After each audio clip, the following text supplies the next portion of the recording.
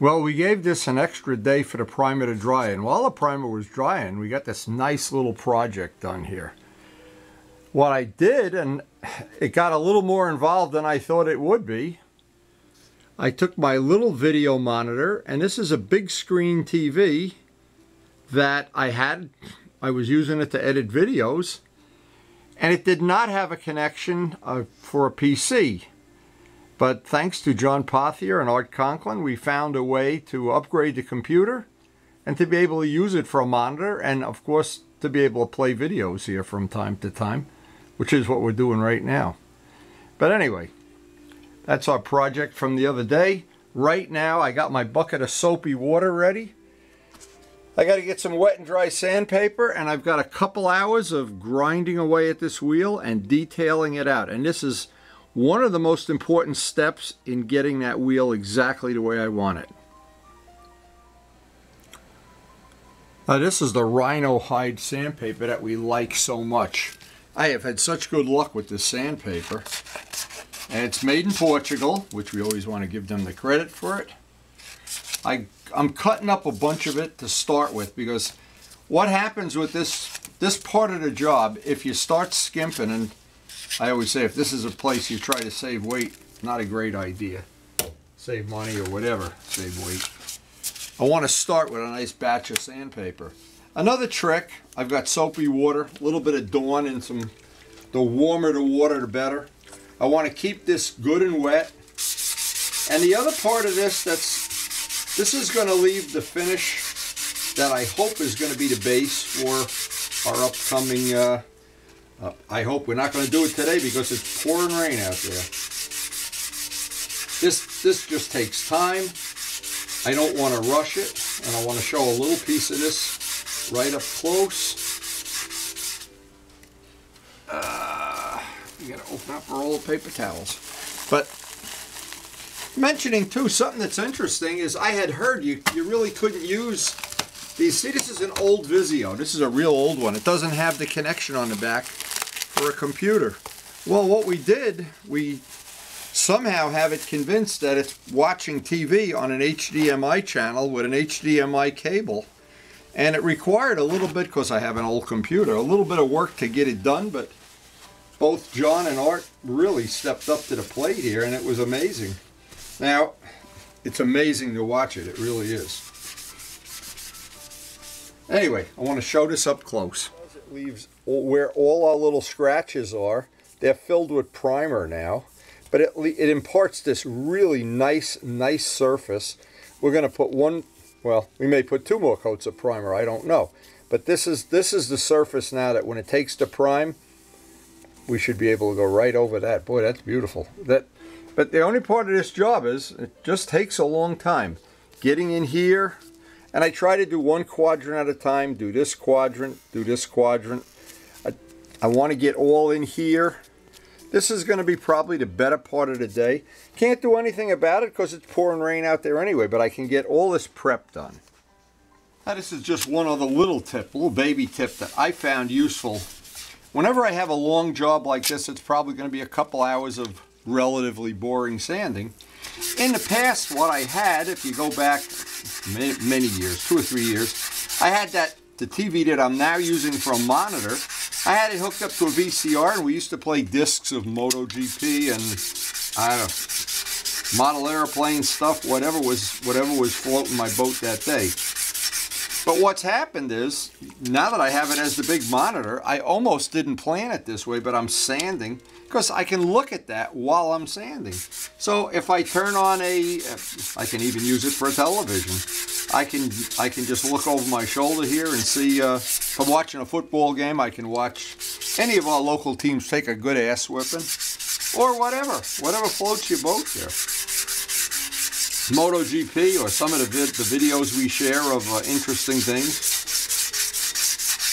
Watching them make Bentley dashboards out of wood the other day. That was pretty nice. So much cool stuff on YouTube. It's all in the eye of the beholder, but I find it a lot more interesting than watching some of these movie stars get fatter and older by the minute. And they do. And I do too. So anyway, it's just going to be a lot of time.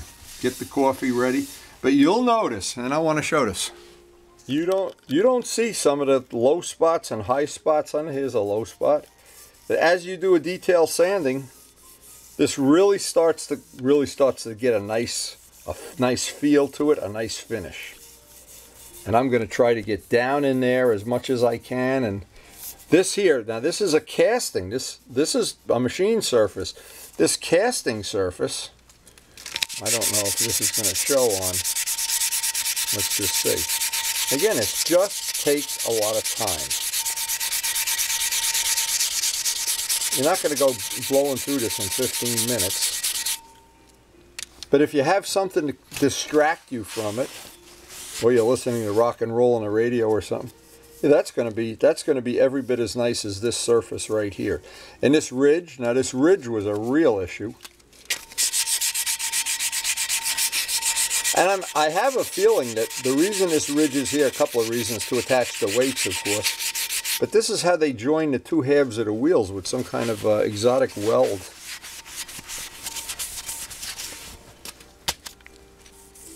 And when that's all done, by the end of the day, this whole wheel is going to look like this and be ready for another coat of prime. Unfortunately, it's probably not going to be a today thing, for the simple reason is we're not going to paint in this pouring rain. Now I have one side of the wheel, the rim part, right up onto the casting part, already done. Now you might be thinking, well, why would you even bother priming this first coat? Well, yeah, you want to get those little teeth, that little area now. We're going to get back in there a little more. Also, if you look down in here, there's some areas I'm going to have to get with the, I'm going to try to get the Dremel tool in there. And also down in here, there's some areas, even though you're not, I shouldn't say you're not going to see it. Nobody's going to see it except me. And probably Turbo Steve or something. But it doesn't matter. This coat of prime, once it's sanded, makes the base for the next coat of prime. And when we get the next coat of prime on, the idea will be to get it on as light as possible. Because we've used this actually here to fill in little bad spots, little grain in the aluminum, the casting where we didn't get it perfectly smooth. But I wouldn't want to have, the thing I wouldn't want to have is like 6 coats of primer just decoupaged on and then sanded. We're trying to get the lightest coat possible, thin, but perfectly smooth. Now this is the spare set of Kawasaki wheels, and this was a casting. This whole thing is a casting that I carefully, still have the aluminum dust on there, I have to clean these up, but this, getting it smooth like this, that's the whole thing to making even a wheel like this look, first off, it looks different, and to me it looks better because you have the sun shining on this instead of a dull flat surface. Now all the detailing up around where the discs go, the discs are going to be here, but you're going to see this part here very, very obviously. And what's important on any of these detail sanding is to get every edge radiused. When those edges are radiused, and everything just takes time. What's good about a job like this, you're talking about almost no money at all. The few bucks you're going to spend, but you're going to spend a lot of labor. And that's the difference. And if you're of the belief that money talks and you just want to spend a lot of money, well, this probably won't work for you. But if you're a craftsman and you want to have that extra little, I don't even know what it is. Almost everybody I know that has a motorcycle likes to have when people walk by it, they say, hey, nice bike or whatever. They don't just say, I wonder if this guy ever heard about soap or deodorant or whatever. I don't know. All personal, all in the eye of the beholder. But this I know just from the reaction I've gotten from people at bike gatherings and Perkins and Perry's, wherever we hang around. Most people just seem to, well, prefer is not the right word, but if you have a choice, but all this extra time to use up a rainy day, that, you know, I'd hate to give up a riding day to add this to the bike, but we're not giving up anything really on a day like today. Just takes time. Now, at this point, I'm exactly halfway through this one side. It's time for a nice coffee break here. But here's what I'm suggesting is, not only do I like to do this and take my time doing it, I hate to be under a time window like I have to be done by a certain day or afternoon or whatever. Also, to take your finger, a rubber glove is even good, or a sandwich bag. Because your hand is way better than your eye at picking up spot. Right here is a spot, in fact, as I say it. Just take a little. And the fussier you can be at this part in time, wow, it's like putting that, I've said it before, that good foundation on a house. And if your hand doesn't lie, your eye can be tricked. Just think Photoshop. But your hand, a lot more difficult. Now there's this area in here, and I have a tool for that. That paint stick, as I'm getting one side done. That feels pretty good now. Let me get this paint stick out. And a trick with the paint stick is, one end of it, if you can see this, it comes to a point. Take a new piece of sandpaper, and I can get right in that area. A small detail, but the light is going to shine in that corner. It's not going to be obvious until we put the clear on, and you see the shine coming out of that corner. Because every time we can make a flat surface that's going to reflect light, it's going to have more of a jewelry look. And this color silver that I mixed, now that I've seen it in clear and seen it on the motorcycle, I'm very excited. I'm glad I mixed enough to do a couple spare wheels in case we get another restoration project. We want to have some really nice shiny silver wheels. This is a great tool for doing this. Now, again, once I'm done, get in there, because I'm about halfway done now, exactly halfway done. Now I can afford to start really being fussy. Get my finger in there, around this radius, smooth.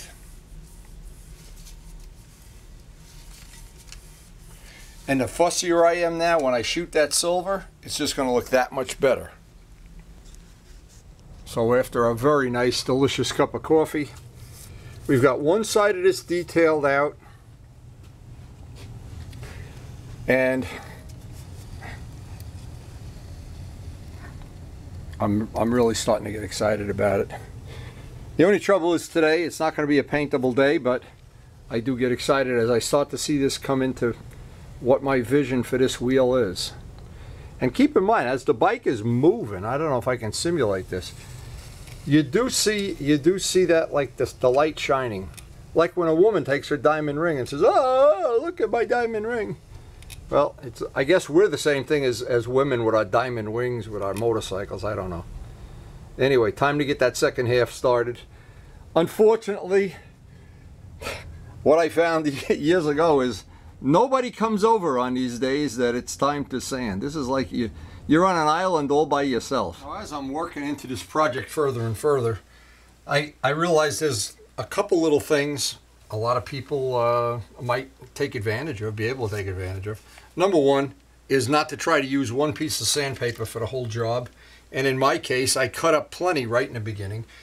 And this is an important thing when you're wet sanding any paint, but especially the primer coats, because they tend to be soft. Now, let's just take this as an example. I want to keep this area wet. I want to keep it as wet as possible. In a perfect world, I'd have a little garden hose flushing this down into the sink or something.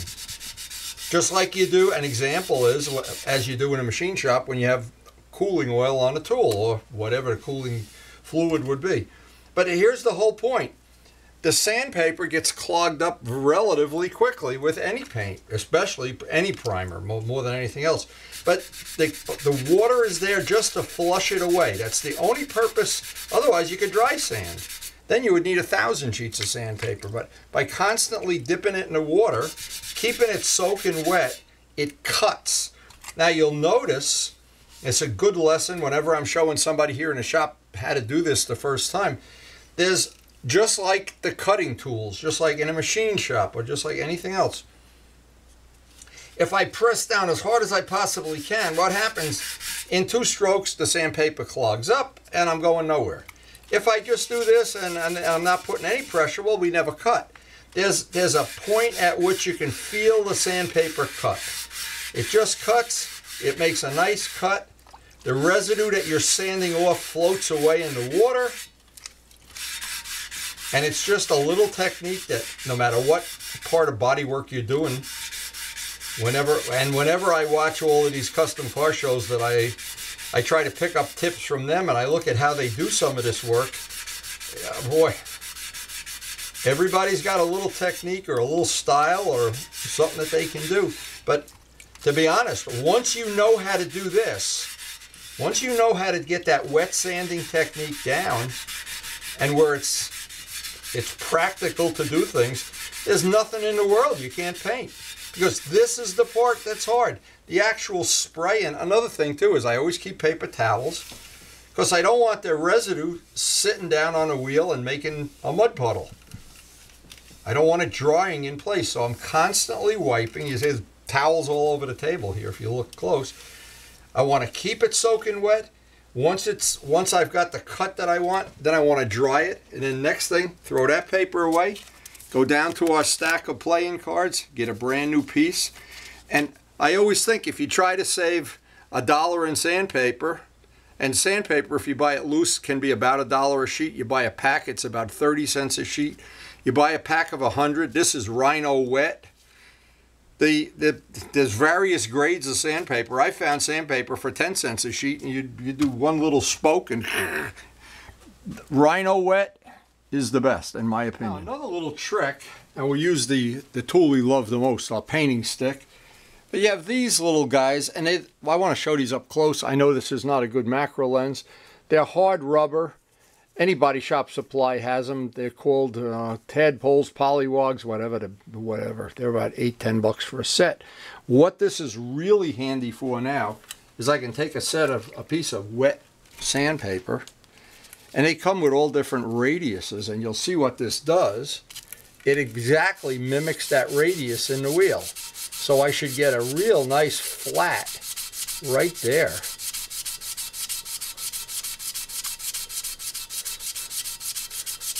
And obviously they never wear out. Unfortunately, I wear out. But now if I use my hand on that, I can see that's picked up every single little high spot in one stroke of the pen. Now I have a lot of Dremel bits back from the machine shop days and model airplane days. These all served me well. But what I'm looking for, there are a few that I want to get down into that wheel, into an area that I really can't see conveniently. You never know which one is going to fit down in there. That one will probably fit in there. We're going to have to, this is going to take a little experimenting, because you never know which one is going to, until you try it, which one is going to work the best. We'll try this one first. Again, to get down in there.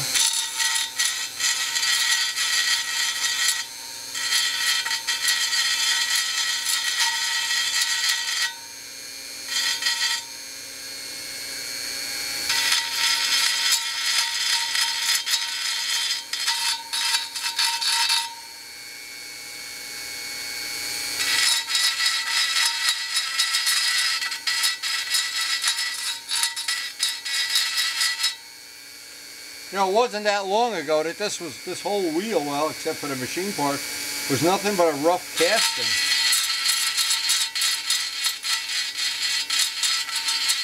Put a lot of time into trying to make it nicer.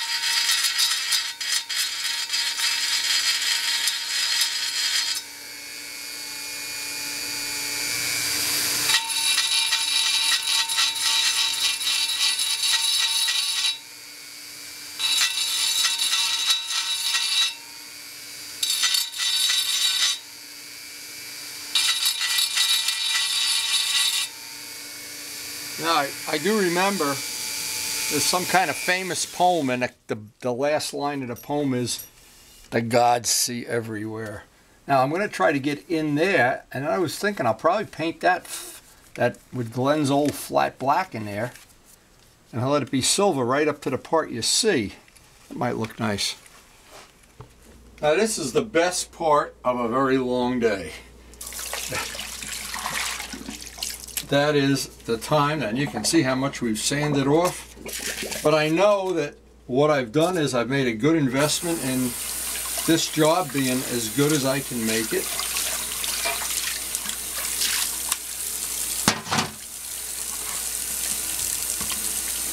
Don't let the sandpaper go down the drain. But that's about how much sandpaper we use. I'm guessing it's about 6 or 8 sheets. But it doesn't really matter. What really matters now is we got to wait for a day that the weather's a little bit better. I don't know if it's going to get better this afternoon. I think I'll go check the weather and see if it's our lucky day or not. Sometime it isn't. Always one of the steps I don't want to forget, because in the past when I've forgotten it, if I don't get in here before I wipe this down with Prep-All, see, that's what I was afraid of. The stuff winds up down in there, and you'd be painting your silver, and all of a sudden, whoop. I want to get that really clear in here. Ooh, you can see that stuff. I took one right in the face there.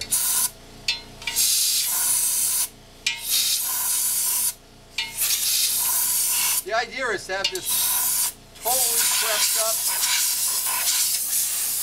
so that as soon as we get time to paint, and we're always dependent on the weather here, as soon as we get time to paint, we're ready to go.